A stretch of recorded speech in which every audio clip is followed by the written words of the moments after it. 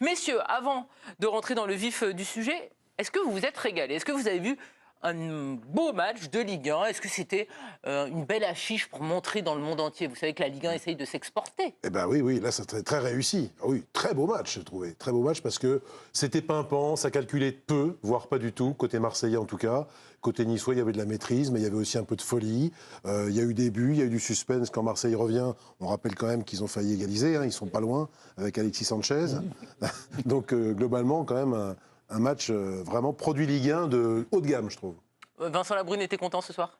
Il peut, franchement, c'était un très très beau spectacle. Dès le départ, on est parti sur un match avec beaucoup d'intensité, peu d'arrêt de jeu, pas trop haché. Franchement, moi j'ai trouvé ça très très bien avec deux équipes qui proposent vraiment quelque chose. Parce que le Nice, bon, évidemment qu'on va parler de Marseille, mais ce que propose Nice là depuis quelques temps, au début j'avais l'impression que c'était un petit peu des circonstances. C'est-à-dire qu'il y a un peu l'effet psychologique, le nouveau coach, Didier Desgard, et voilà, et un peu à l'arrache, au trip et à ce que vous voulez, on arrive à obtenir des résultats. Moi, ce que j'ai vu là ce soir, c'est très très bon et c'est très prometteur pour la seconde partie de saison. Je pense qu'on aura l'occasion d'en reparler. Et en face, il y avait un bel adversaire, Marseille. Ils ont manqué un petit peu d'efficacité, mais c'était un vrai bon match, moi, j'ai trouvé. Eh ben, on va regarder justement les images avec vous, Tanguy Le Sévier. On va vous demander dans quel... Mais Raymond, vous allez parler juste après les images, ne vous inquiétez pas. Mais on a très envie de voir ces images. C'est minuit et demi. Comment? C'est minuit et demi. C'est minuit et demi. C'est large. Je pense que vous aurez la parole avant minuit et demi. Je peux même vous l'assurer. Nous avons vu 4 buts ce soir, Tanguy. On a vu donc cette victoire de Nice sur la pelouse du Vélodrome. Une victoire 3-1. Et on va voir les images avec vous. Est-ce que vous vous êtes régalé? Est-ce que vous avez pris du plaisir? Non, je voulais rebondir sur ce que vous disiez sur le niveau des rythmes des matchs. Parce qu'on voit Marseille, et c'est vrai depuis quelques temps, les matchs de Marseille sont plaisants. Gagnant ou perdant, il se passe toujours quelque chose. Mais j'ai vu Lens, cet après-midi, il y avait Lens-Brest. Je veux dire, au niveau du rythme, au niveau de l'engagement, c'est des matchs qui sont plaisants. Rennes-Lille, hier, était très agréable. Très sympa. Des matchs où on s'ennuie, il y en a je trouve de moins en moins, parce que les équipes jouent, il y a du rythme. Et on a mis... Ah si. Vous avez regardé 3 Lyon, c'était pas non plus bouleversant. Non, mais on fait abstraction de Lyon. Ah, d'accord. Voilà. Mais sur les autres, je trouve qu'il se passe... Non, il y a quelques équipes comme ça qui sont passées dans ce registre intensité de jeu. Course, vitesse, mouvement, et Marseille en fait partie, Lens en fait partie, et cet après-midi, même Brest a montré des trucs intéressants dans ce registre-là. Donc M. Labrune peut être content, le championnat français, effectivement, se porte bien, parce que ces matchs-là, on peut les voir et les revoir, c'est des matchs vraiment sympas. Mais après, pas d'enflammade, hein, parce que je veux pas de ambiance, mais moi je me suis infligé au Reims. J'ai vu aussi pas mal d'images, voire d'extraits de Lorient-Angers. C'était tout de même assez calme, il faut bien admettre. Oui, mais de toute façon, sur une journée, tu vas pas faire 10 matchs sur 10 bien sûr. Niveau Ligue des Champions. Moi, je suis d'accord. Cette saison, c'est quand même une saison où on a envie de regarder quand même. Pas tout le temps. Là, je parlais vraiment de ce soir, mais si vous voulez aller sur toute la saison... Non, mais globalement, moi, je trouve que c'est quelque chose sur lequel il faut insister. Je veux dire, on a suffisamment fait de dimanche soir où on se dit... La Ligue 1, elle souffre vraiment beaucoup de la comparaison en termes de spectacle. Moi, je ne parle pas de niveau, parce que ça, c'est encore autre chose. Mais en termes de spectacle, ça souffre de la comparaison avec l'Espagne, l'Angleterre, l'Allemagne, etc. Je trouve que cette année, c'est un championnat qui n'a pas à rougir face aux autres. Je trouve que c'est très sympa. En droite ligne de l'an dernier, je trouve qu'il y a, dans l'état d'esprit, un truc qui a changé, notamment sur les entraîneurs, les messages d'ambition. C'est-à-dire qu'il y a beaucoup d'équipes maintenant qui jouent pour gagner. Et ça paraît complètement banal. Mais je me souviens vraiment, il y a encore 3-4 ans, de beaucoup d'équipes et d'entraîneurs qui étaient contents de prendre un 0-0. Oh là, voilà, t'as réveillé la bête. C'est bien, ils jouaient tellement qu'il y en a 9 qui se sont fait virer. Oui, mais ça, c'est la dure loi du métier. Leur successeur joue aussi. Président, est-ce que vous avez mangé du caviar ces dernières heures? Mais à la fin, il y en a 4 qui descendront quand même. Hein. Oui, Président. Non, pas du caviar. Je suis d'accord pour tout ce qui est dit au niveau de l'intensité. De ce côté-là, pas de problème. Je suis d'accord sur le fait que la Ligue 1 progresse d'un point de vue attractif. On se souvient, mais d'accord aussi avec toi quand tu dis déjà l'année dernière, c'est arrivé un peu progressivement. Je crois qu'il y a des jeunes techniciens français très intéressants. Il me vient Régis Lebris, mais même un peu des anciens comme Dalloglio ou des choses comme ça, enfin qui sont plus dans le jeu. Je pense qu'il y a l'arrivée aussi d'entraîneurs étrangers pour certains aussi qui ont amené cette ambition, quoi. Alors que nous, on était encore 98 arts, quoi, si tu veux. Tu vois, on a gagné la Coupe du Monde 98 et on s'est beaucoup inspiré de ça. Et il a fallu un long temps pour... Mais c'est regrettable aussi parce que pour mettre en place un projet, tu vois, ce qu'il fait à Lille, c'est formidable. Mais... comme le dit Raymond, que tu réalises qu'il y ait 9 entraîneurs, je sais bien qu'il y a la peur des 4 descentes, qui se soient déjà fait virer, ça fait peur aussi, quoi, et ça donne peut-être envie de sécuriser. Et ça n'a pas porté ses fruits dans tous les clubs où il y a eu effectivement des changements. Sauf à Reims. Parfois, oui, parfois. Oui, par exemple, à Nice, il semblerait que ça porte ses fruits. À Strasbourg, c'est pas bouleversant. Angers non plus, voilà, etc. La liste est longue. On va prendre la direction du Vélodrome. Mais... Giovanni Castaldi a vécu le match en direct du stade Vélodrome. Giovanni, on se demandait si tout simplement vous étiez régalé ce soir devant cette prestation marseillaise et niçoise. Oui, forcément, c'était un très très gros match, énormément d'intensité, du suspense, le scénario qui était bien, le Vélodrome qui était plein à craquer, il y avait une ambiance complètement dingue et je vais me permettre de parler de ce qu'on pense des équipes du haut de tableau parce que c'est vrai que Fred le rappelait, bon, il y a forcément comme dans tous les championnats, il y a des matchs qui sont moins attractifs, mais si on se concentre sur le haut de tableau, hier j'étais au Parc des Princes pour le voir le Paris Saint-Germain Toulouse, le PSG en termes d'intensité, on a l'impression qu'ils font pas le même sport que Nice et l'Olympique de Marseille. Ce que nous ont livré ce soir les 22 acteurs et plus en termes d'intensité, de course, de volume, d'idées, parce qu'honnêtement que ça soit Igor Tudor et Didier Digard, les plans étaient très clairs. On parlera plus tard de savoir qui s'est planté ou non, mais en tout cas en termes de spectacle, c'est merveilleux comme publicité pour notre Ligue 1 que cette affiche du dimanche soir dans un stade plein et bouillant se soit disputée à ce rythme-là. J'ai pris énormément de plaisir. Merci beaucoup Giovanni, vous restez avec nous et vous êtes aux côtés de Nicolas Chebriand. La question, vous la voyez venir messieurs, parce que l'OM était invaincu en 2023. C'est la première défaite en Ligue 1 depuis le 22 octobre dernier. C'était contre Lens et c'était déjà au Vélodrome. Alors est-ce que vous êtes surpris par la défaite de l'OM ce soir? Président, qu'en pensez-vous? Si tu veux, oui. Non, vous. Alors si vous ne voulez pas, non. Oh, pas plus que ça, parce que les deux sont dans le vrai, je pense, dans la dynamique de l'OM. C'est vrai que on se disait, mais d'un autre côté, Nice qui va gagner à Lens et qui enchaîne les victoires, qui avait battu Lille, tu vois, etc. et tout, tu disais que, en plus, tu sais que cette équipe, elle est extrêmement physique. Et Tudor joue là-dessus. Mais s'il a un répondant physique, c'est beaucoup plus compliqué, quoi, parce qu'il se heurte à un mur. Parce que même si Nice n'a pas refusé le jeu, on ne peut pas dire qu'il l'ait fait réellement. Et ça se joue un peu sur un coup du sort, le renvoi de Paul Lopez, qui, bon, la tête, etc. Ils avaient eu une occasion en tout début de match. Mais je veux dire que c'est pour ça que pour moi, c'est pas du caviar non plus. Si c'est, ça va là, après ça va là, après ça va là, après ça... Intensité, oui.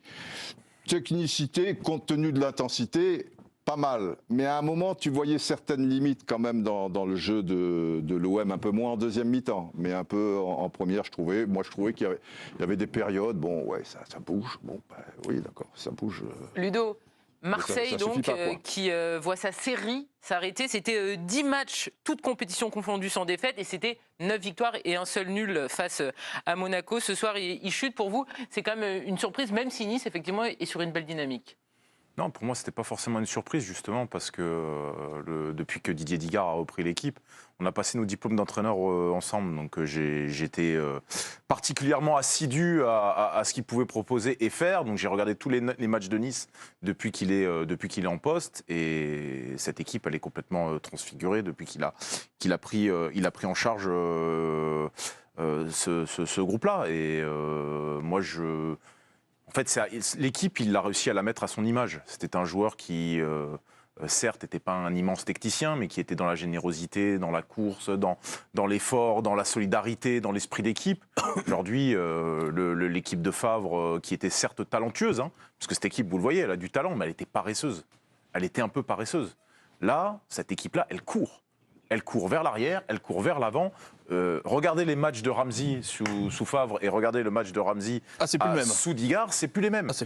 Il y a une confiance qui a été renouvelée à des joueurs, il a instauré de la concurrence, il y a le bon recrutement de Mofi. Donc non, moi je ne suis pas totalement surpris par la qualité des Niçois et je savais qu'ils allaient poser des problèmes à l'Olympique de Marseille ce soir. Giovanni Castaldi est à Marseille, vous le savez, il suit le match. Giovanni, pour vous, c'est une surprise que Marseille soit tombé ce soir face aux Niçois? Non mais effectivement, on sait que Nice est une équipe qui se rebiffe bien. Ils ont quand même battu Lens à Bollaert. Là, ils viennent de s'offrir Marseille au Vélodrome. Donc évidemment qu'on savait que Nice pouvait poser des problèmes à l'Olympique de Marseille. Maintenant, quand on regarde tout le contenu du match et même avant le match, moi je pensais que ça pouvait être un match qui ressemble à celui qu'on a vu entre Monaco et Marseille au stade Vélodrome où ça avait fini match nul avec beaucoup d'intensité. Je pensais que Marseille allait revenir et ça n'a pas été de tout repos non plus pour les Niçois, pour m'appuyer sur les propos de Didier qui disait oui, Nice a bien joué le coup, ils n'ont pas forcément essayé de faire le jeu, ils ont piqué en contre, ils ont été intenses, mais pour moi, par exemple, l'homme du match côté niçois, c'est Jean-Claire Todibo qui a été exceptionnel en couverture, qui a bien couvert axe droit, qui a beaucoup empêché Nuno Tavares de se projeter, il a bien défendu aussi en avançant, ce qui fait que les Marseillais ont beaucoup centré de loin, il y avait peu de mouvements dans la surface parce qu'il y avait un bloc assez condensé, donc c'est plutôt Marseille qui a fait le jeu, c'est plutôt Marseille qui a essayé, la physionomie n'a fait qu'accentuer et ça, mais c'était quand même difficile pour les Niçois et Dante et surtout Jean-Claire Todibo pour moi ont été quasiment les deux meilleurs Niçois ce soir. Merci beaucoup Giovanni. Raymond, il y avait deux systèmes miroirs ce soir du côté marseillais et niçois et Nice avait déjà réussi à embêter les Lensois avec ce même système en 3-5-3 ou en 3-4-3 comme vous voulez. Didier Digard, comme le disait Olivier, il sait parfaitement lire aussi l'adversaire et arriver à les mettre en difficulté. Mais je pense plus que ça, je suis d'accord avec Ludo, c'est la différence, c'est le comportement des joueurs. Il n'y a pas beaucoup de changements, mais on voit une équipe qui est agressive, qui court, qui ressort. Et en plus, pour jouer contre Marseille, ils ont toutes les armes qu'il faut, parce qu'ils ont des joueurs devant avec la board intelligent dans le placement. C'est-à-dire chaque fois qu'on ressort, Marseille, quand ils viennent, ils poussent, et ils sont pris sur les ballons quand il y a des équipes qui sont capables de faire les 2-3 premières passes pour ressortir et d'aller dans la profondeur, ils les mettent en difficulté. Et Nice l'a parfaitement super bien fait, joué comme il le fallait. Et toutes ces équipes-là... je cherche le troisième. Voilà. Et à chaque fois, et les milieux qui sortent, parce qu'on le voit à chaque fois, Thuram est venu en soutien, et chaque fois que les milieux viennent, on voit des espaces. Le troisième but symptomatique. Ils ont tendance à reculer. Le deuxième but, c'est pareil, c'est Thuram qui marque intérieur. Non, le défenseur qui est 3 mètres derrière. Et après, tu as la Borde qui marque. Non, ça c'est le troisième, ça. C'est Mbemba qui est derrière. Là, c'est Balerdi qui recule. Et ils ont pas ce lien et ils le perdent vite, je trouve, quand l'adversaire leur pose ces problèmes de profondeur. C'était pas si un système miroir que ça, parce que Youssouf, qui a un nom, il va falloir qu'on s'y habitue, mais il y a Youssouf dans son maillot, je crois qu'ils sont pas moins qu'à sa tête. Ce qui nous arrange un peu, il était beaucoup quand même devant la défense, quoi. Il faisait une sorte de piston. Ils n'étaient pas trois centraux purs.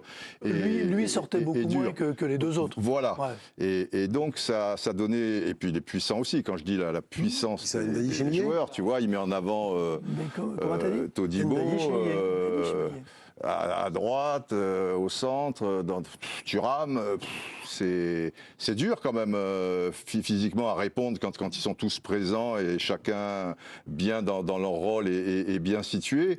Et après, cette équipe de l'OM, dans ces situations-là, elle manque d'un joueur, d'un génie, entre guillemets, peut-être d'un Payet qui a 23 ans. Tu vois, on pouvait penser que Malinowski à certains moments en deuxième période. Mais moi, j'ai l'impression qu'ils sont pas très loin de le faire tourner à un moment, le match. Quand il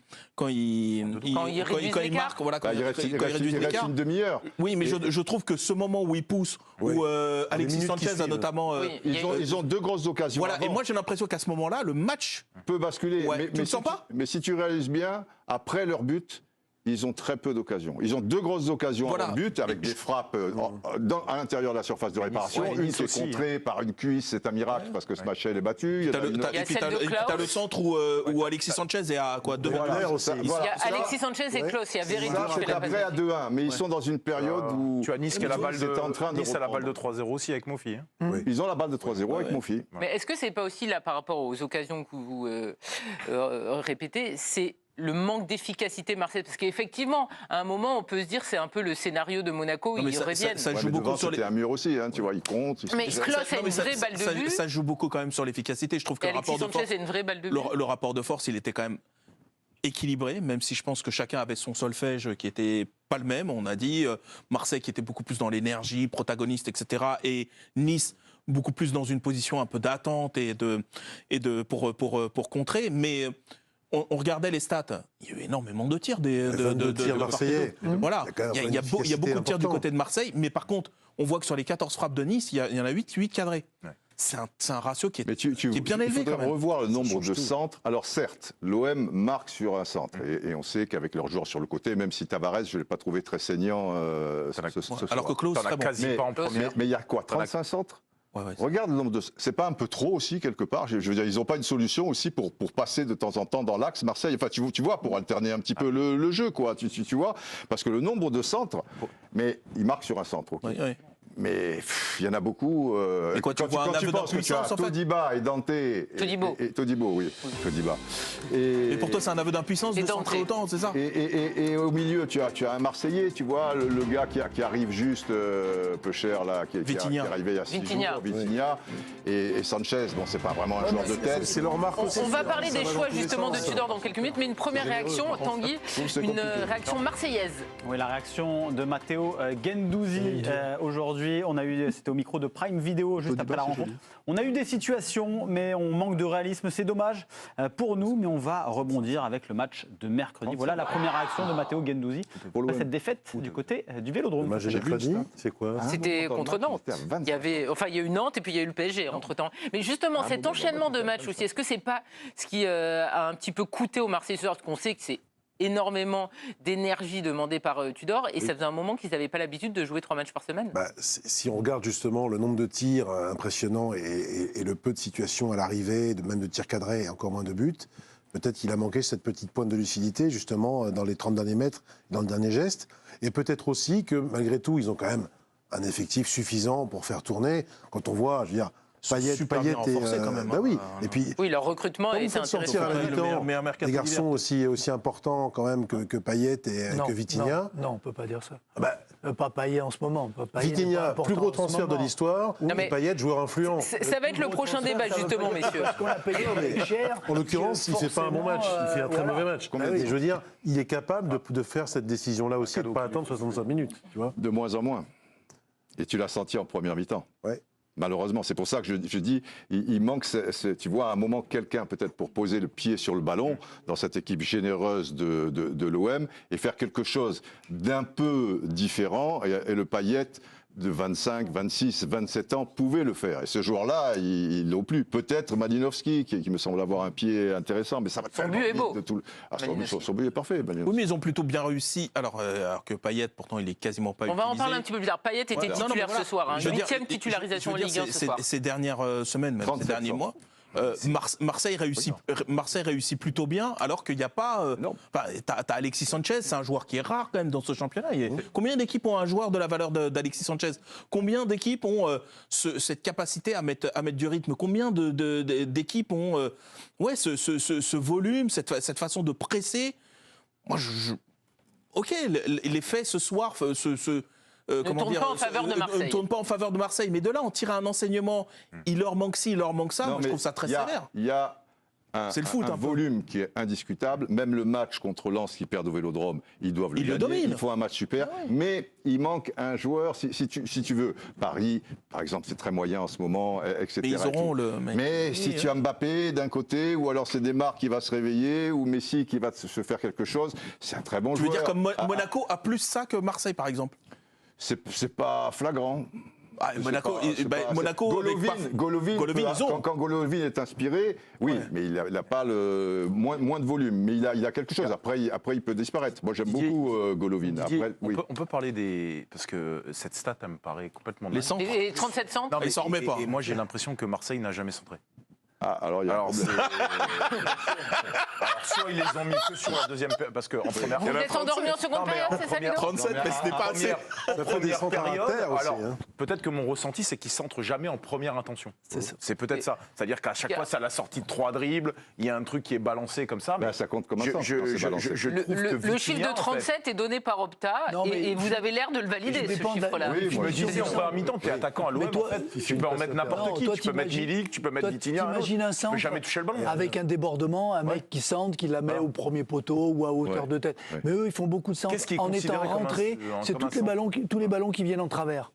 Tu es au coin des 18 mètres, tu mets un ballon comme ça. Qui va sur le côté, il centre. C'est vrai que c'est pas des centres au cordeau. Non, mais c'est pas des centres de débordement. Il n'y a pas de centre de Je suis dans la débordement. première mi-temps, mais je dis mais comment Il y en a un sur le comment but. Vitinha il peut exister? Il touche son premier ballon, c'est un centre en retrait. Sur un centre en retrait, Où il là. la met au-dessus, c'est la 43e minute. Ouais. Mais justement, on va parler des